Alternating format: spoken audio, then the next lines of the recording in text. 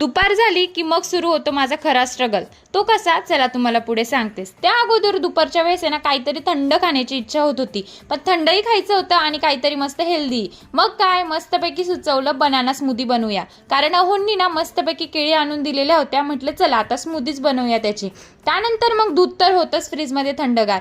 मग काय, या ठिकाणी केळी घेतल्या, पण केळी पण इतक्या पिकलेल्या होत्या ना, सेम माझ्यासारख्या संडे मूडमध्ये होत्या.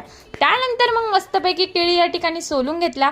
2-3 केळी मस्त सोलल्या, कारण ध्रुवही होता आणि पिल्लूही होती. म्हटलं हे पण खातील. मग काय, त्यामध्ये मस्त अशी साखर ॲड केली गोड होण्यासाठी. साखर तर काय आपल्याकडनं सुटत नाही बाबा, ती तर आपल्याला जीवापासून पाहिजे. मग काय, मस्त अशी साखर ॲड केली. त्यानंतर मग ना त्यामध्ये म्हटलं चला थोडंसं ना ड्रायफ्रूट्स ॲड करूया.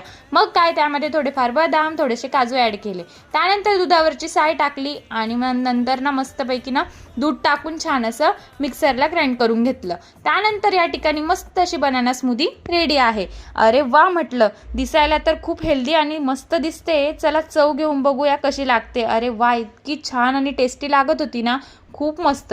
त्यानंतर माझा दुपारचा स्ट्रगल असा असतो की दुपार झाली की एक तर ध्रुव झोपतो किंवा काही त्याचं टी व्ही बघत असतो. आणि ह्या मॅडमचं असं असतं, दुपार झाली की हिला झोपही लागत नाही, काहीच नाही. सारखं मम्मा तू मला घे आणि मला कड्यावर घे आणि तू माझ्यासोबत मस्त्या कर, हेच तिचं असं चालू असतं.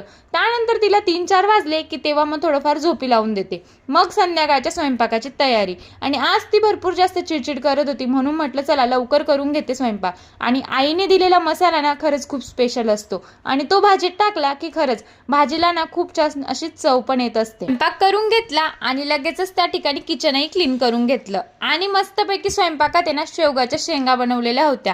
तुम्हाला जर याची रेसिपी हवी असेल ना तर मला नक्की कमेंटमध्ये सांगा, कारण इतकी छान बनते ना या पद्धतीने जर तुम्ही करून बघितली तर नक्कीच. त्यानंतर मग पिल्लू तोपर्यंत उठलेली होती आणि असा होता माझा आजचा दिवस. Bye bye.